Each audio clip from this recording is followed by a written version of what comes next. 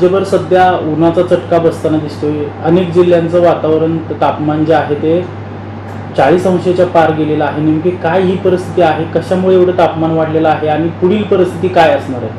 Okay. विदर्भामध्ये बऱ्याच ठिकाणी तापमान हे 40 डिग्री सेल्सिअसपेक्षा जास्त आहे.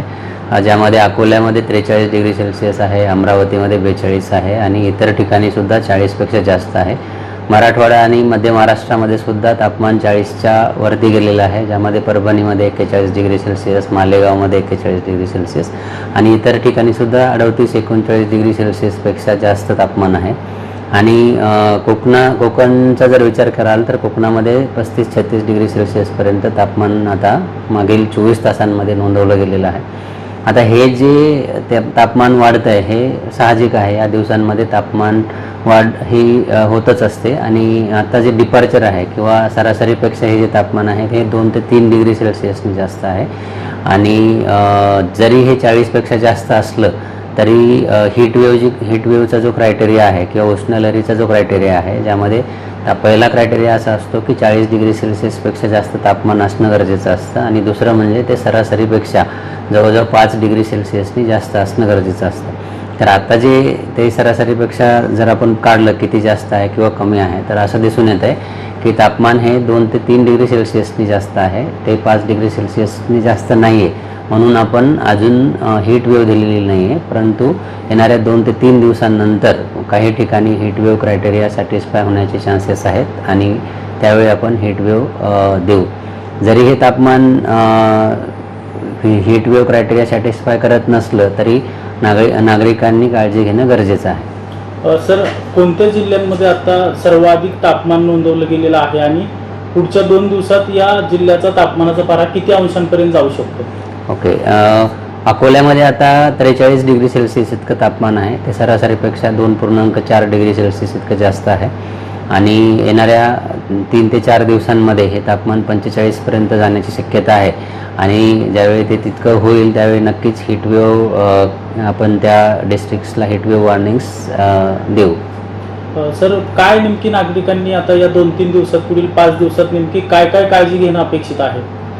हीटवेव्ह किंवा उष्णलहरीच्या वेळी काही कॉमन गोष्टी आहेत, ज्यामध्ये सर्वात महत्त्वाची गोष्ट म्हणजे की वेळोवेळी पाणी भरपूर पिणं गरजेचं आहे आणि दुपारच्या वेळी ज्यावेळी हीट पीकवर असते 12 नंतर, स्पेशली 12 ते 4 ह्या दरम्यान बाहेर सनमध्ये एक्सपोज राहणं चांगलं नाही आहे. त्याचबरोबर जे लेबर काम करतात विविध ठिकाणी त्यांनीसुद्धा दुपारच्या वेळी रेस्ट घेणं गरजेचं आहे आणि टोपी, बाहेर पडताना टोपी वापरणं किंवा इतर ज्या इम्पॉर्टंट किंवा ज्या गोष्टी कॉमन आहेत त्या सगळ्या गोष्टी फॉलो करणं गरजेचं आहे.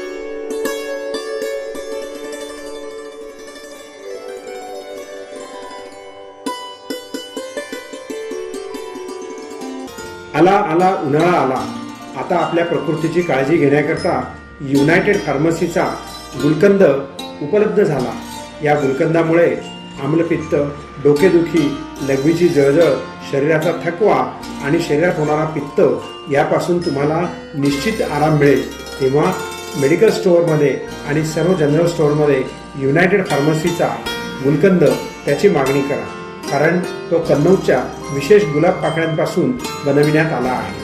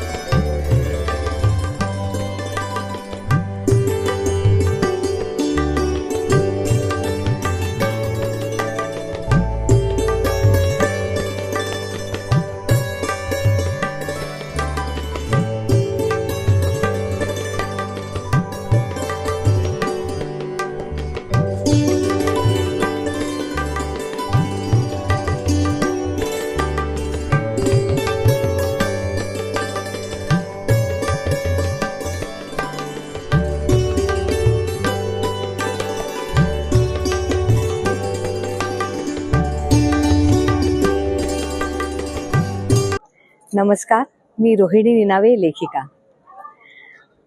आज हा एक कार्यक्रम संपन्न झाला इथे. वेल्वेट कविशा यांनी 50 पुस्तकांचं एकत्र प्रकाशन केलं आहे. एका पुस्तकाचं प्रकाशन जरी करायचं असेल तर त्यासाठी किती कष्ट घ्यावे लागतात हे मला माहीत आहे, कारण माझी पण 1-2 पुस्तकं प्रकाशित झाली आहेत. आणि एवढे 50 पुस्तकांचं प्रकाशन करायचं याचं शिवधनुष्य त्यांनी पेललेलं आहे. इतकं सोपं नाही. वेगवेगळ्या विषयांवरची पुस्तकं आहेत. आम्ही पाहिलं, कथा, कविता, कादंबऱ्या, एक लहानशी मुलगी आहे तिचं पण पुस्तक आहे. तर मला असं वाटतं की आजच्या काळामध्ये जेव्हा लेखनाबद्दल आणि वाचनाबद्दल कमी गोडी आहे दिसते समाजामध्ये, त्यावेळेला अशा तऱ्हेचा उपक्रम करणं हे खूप कौतुकाचं आहे आणि खूप गरजेचं आहे, जे वेल्वेट कविशा यांनी केलेलं आहे. आणि मला असं वाटतं की या उपक्रमामुळे नवीन जे लेखक आहेत होतकरू, त्यांना सुद्धा खूप प्रोत्साहन मिळेल, त्यांना उत्सुकता वाटेल, त्यांना लिहावंसं वाटेल. किंवा कारण जेव्हा नवीन लेखक लिहितात, जुनं तर आपल्याकडे गौरवशाली परंपरा आहे लेखनाची, तुम्हाला नावं सांगायची गरजच नाही, पण जेव्हा नवीन लेखक लिहितात तेव्हा समाजाला एक वेगळा दृष्टिकोन मिळतो एखाद्या गोष्टीकडे बघण्याचा. तर हा दृष्टिकोन मिळण्यासाठी मराठीमध्ये वेगवेगळ्या विषयांवरची पुस्तकं लिहिल्या जाणं, वाचल्या जाणं हे अत्यंत आवश्यक आहे. तर मला अतिशय आनंद होतो आहे, कारण मी या उपक्रमाचा एक भाग झाले आहे आणि मी या उपक्रमाला मनापासून शुभेच्छा देते. आणि अशा तऱ्हेने अनेक 500-5000 पुस्तकांचं एकत्र प्रकाशन व्हावं अशी माझी सदिच्छा आहे. टेक करू वेल्वेट कविशा पब्लिकेशन तर्फे आज जो विश्वविक्रमी पुस्तकांचं प्रकाशन झालंय याचा एक भाग होता आला, याचा मला आनंद आहे. या निमित्तानं मला हे लक्षात आलं की खूप खूप लिखाण चालू आहे. आपण आज म्हणतो की काळ बदलला आहे, डिजिटायझेशन झालेलं आहे, सगळे व्हिडिओजवर लोक आलेले आहेत, पण मग वाचणार कोण? पण मला इथं आवर्जून नमूद करावं असं वाटतं की या निमित्तानं खूप वेगवेगळी लेखक मंडळी मला दिसली, लेखिका मंडळी दिसली. कोणी बँकेत काम करतं, कोणी मूर्तिकार आहे, एक छोटी मुलगी होती जी 10-12 वर्षाची आहे, तिनं पुस्तक लिहिलं. तर लिहावंसं वाटणं ही मला फार महत्वाची गोष्ट वाटते. आणि दुसरी महत्वाची गोष्ट की वाचक आहेत म्हणून ते लिहितात, त्यामुळे वाचन संस्कृतीला हा एक प्रकारचा एक धक्का आहे, म्हणजे चांगल्या अर्थानं एक पुश आहे असं मला वाटतं. खूप खूप शुभेच्छा. आणि अशा पद्धतीचे लेखक तयार व्हायला हवेत. असं जेव्हा खूप लिखाण तयार होईल त्यातूनच आपल्याला पुन्हा एकदा विजय तेंडुलकर दिसतील, त्यातूनच पुन्हा एकदा आपल्याला जयवंत दळवी दिसतील, त्यातूनच पुन्हा एकदा आपल्याला अशा दुर्गा भागवतांसारख्या लेखिका येतील. तर हे लिखाण झालं तरच नवीन साहित्य उभं राहील आणि प्रत्येकाचा अनुभव विश्व नव्यानं लोकांसमोर येईल.